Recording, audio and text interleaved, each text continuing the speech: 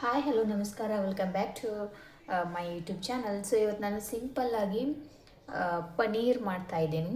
So ಇವಾಗ ಇಲ್ಲಿ ಏನೇನು ತೊಗೊಂಡಿದ್ದೀನಿ ಅಂದರೆ, ಒಂದು ಸ್ಪೂನ್ ಸೋಂಪು ತೊಗೊಂಡಿದ್ದೀನಿ, ಒಂದು ಸ್ಪೂನ್ ಜೀರಿಗೆ ತೊಗೊಂಡಿದ್ದೀನಿ, 4 ಲವಂಗ ತೊಗೊಂಡಿದ್ದೀನಿ, ಹಾಗೆ ಒಂದು ಏಲಕ್ಕಿ ತೊಗೊಂಡಿದ್ದೀನಿ. ಹಾಗೆ ಮತ್ತೇನಂತಂದರೆ ಎರಡು ಈರುಳ್ಳಿ ತೊಗೊಳ್ತಾ ಇದ್ದೀನಿ, 2 ಈರುಳ್ಳಿ ಹಾಕ್ತಾಯಿದ್ದೀನಿ ನೋಡಿ ಇಲ್ಲಿ. ಹಾಗೆ 2 ಟೊಮೆಟೊ ತೊಗೊಳ್ಳಿ. ಹಾಗೆ ಸ್ವಲ್ಪ ಪುದೀನ ತೊಗೊಳ್ಳಿ, ಸ್ವಲ್ಪ ಕೊತ್ತಂಬರಿ ತೊಗೊಂಡು ಇದನ್ನು ನೀಟಾಗಿ ಫ್ರೈ ಮಾಡ್ಕೊಳ್ಳೋಣ. ಎಲ್ಲನೂ ಒಂದೇ ಸರ್ಗೆ ಹಾಕ್ಕೊಳ್ಳಿ, ಏನೂ ತೊಂದರೆ ಇಲ್ಲ, ನೀಟಾಗಿ ಫ್ರೈ ಮಾಡ್ಕೊಳ್ಳೋಣ.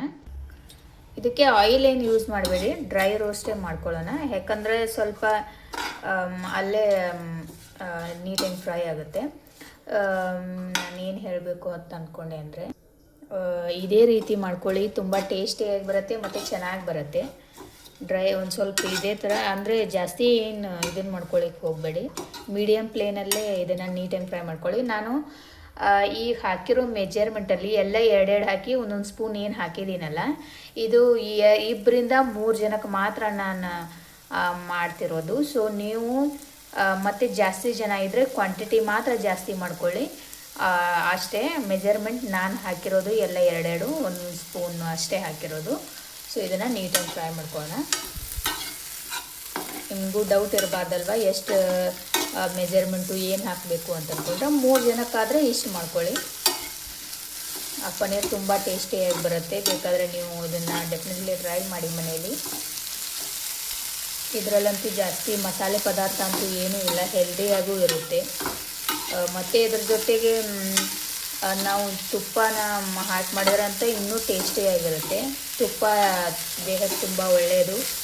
ಆಯಿಲ್ನ ನಾನು ಪ್ರತಿ ವಿಡಿಯೋದಲ್ಲಿ ಹೇಳ್ತಿರ್ತೇನೆ, ಆಯಿಲ್ನ ಸ್ವಲ್ಪ ಕಡಿಮೆ ಯೂಸ್ ಮಾಡಿ ತುಪ್ಪ ಯೂಸ್ ಮಾಡಿ, ಚೆನ್ನಾಗಿರುತ್ತೆ ಮತ್ತು ಹೆಲ್ದಿಯಾಗೂ ಇರುತ್ತೆ. ಇವಾಗಿದು ಫ್ರೈ ಆಗಿದೆ, ಒಂದು 2 ನಿಮಿಷ ಹಾಗೆ ಬಿಟ್ಬಿಡೋಣ.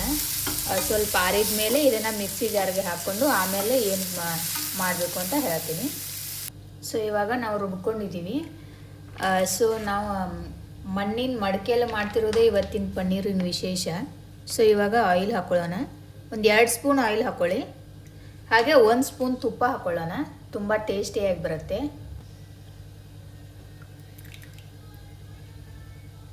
ಇವಾಗ ನಾವು ಇದಕ್ಕೆ ಆಗಲೇ ಏನು ರುಬ್ಕೊಂಡಿದ್ವಲ್ವ ಅದನ್ನು ಮಸಾಲಾನ ಹಾಕ್ಕೊಳ್ಳೋಣ.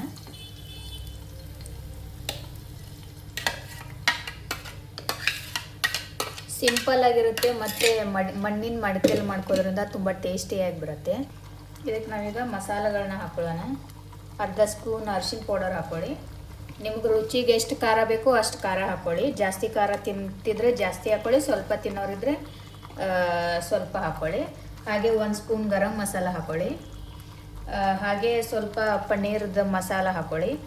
ಹಾಗೆ ಸ್ವಲ್ಪ ಧನಿಯಾ ಪೌಡರ್ ಹಾಕ್ಕೊಂಡು ಇದನ್ನು ನೀಟಾಗಿ ಫ್ರೈ ಮಾಡ್ಕೊಳ್ಳೋಣ. ಆಲ್ರೆಡಿ ನಾವು ಎಲ್ಲನೂ ಫ್ರೈ ಮಾಡಾಗಿದೆ, ಜಸ್ಟ್ ಈ ಥರ ಅಷ್ಟೇ ಒಂಚೂರು ಕಲಿಸ್ಕೊಂಡ್ಬಿಟ್ರೆ ಆಯಿತು. ಸೊ ಮಡಿಕೆಯಲ್ಲೇ ತುಂಬ ಟೇಸ್ಟಿಯಾಗಿ ಬರುತ್ತೆ, ತುಂಬ ಅಂದರೆ ತುಂಬ ಚೆನ್ನಾಗಿ ಬರುತ್ತೆ. ನೀವು ಟ್ರೈ ಮಾಡಿ, ಮಡಿಕೆ ಇದ್ದರೆ. ಇರಲಿಲ್ಲ ಅಂದರೆ ತೊಗೊಂಡು ಮಾಡ್ಬೋದು, ತುಂಬ ಟೇಸ್ಟಿಯಾಗಿದೆ. ನೀವು ನೋಡ್ಬೋದು ಈಗಲೇ ಎಷ್ಟು ಚೆನ್ನಾಗಿ ಕಾಣಿಸ್ತಾ ಇದೆ ಲುಕ್ಕು. ಇದಕ್ಕೆ ಈಗ ಸ್ವಲ್ಪ ನೀರು ಹಾಕೊಂಡ್ಬಿಡೋಣ, ಜಾಸ್ತಿ ಏನು ಬೇಡ, ಒಂದು ಸ್ವಲ್ಪ ನೀರು ಹಾಕ್ಕೊಳ್ಳೋಣ ತಿಕ್ಕಾಗೆಯಲ್ಲಿ. ಇವಾಗ ಇದಕ್ಕಾಗಲೇ ಏನು ಮಿಕ್ಸಿಗೆ ಹಾಕ್ಕೊಂಡಿದ್ದಲ್ಲ, ಮಿಕ್ಸಿ ಜಾರ್ನಲ್ಲಿ ಸ್ವಲ್ಪ ನೀರು ಹಾಕಿ ಇದಕ್ಕೆ ಹಾಕ್ಕೊಳ್ಳೋಣ. ನಿಮಗೆ ಜಾಸ್ತಿ ಅಳ್ಳಕ್ಕಂಗೆ ಬೇಕಂದರೆ ಹಾಗೂ ಮಾಡ್ಕೊಳ್ಳಿ.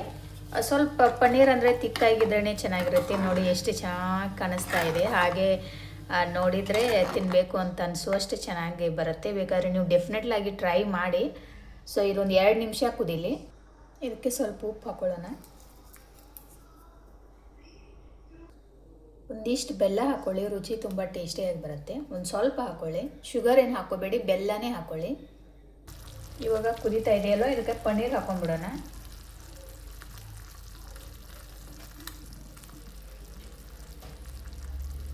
ತುಂಬ ಟೇಸ್ಟಿಯಾಗಿ ಬರುತ್ತೆ. ನಾನು ಹೇಳಿದ ಮೆಥಡಲ್ಲಿ ಮಾಡಿರಿ.